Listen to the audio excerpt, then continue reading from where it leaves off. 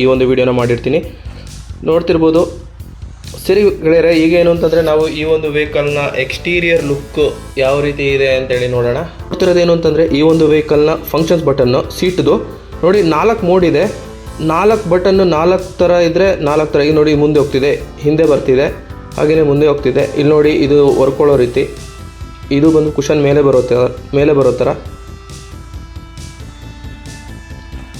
ಇದೇನು ಹೊಸದೇನಲ್ಲ, ಇದೇನು ಅಂತಂದರೆ ಹಳೆ ಕಾರಲ್ಲೂ ಇತ್ತು, ಬಟ್ ಚೆನ್ನಾಗಿದೆ.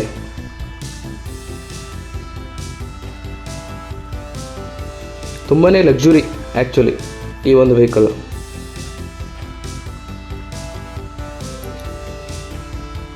ಸೊ ಈ ಒಂದು ವೆಹಿಕಲ್ದು ಎಕ್ಸ್ಟೀರಿಯರ್ಗೆ ಸಂಬಂಧಪಟ್ಟ ಮಾಹಿತಿ ಏನು ಅಂತಂದರೆ ನೋಡ್ಬೋದು ಗೆಳೆಯರೆ.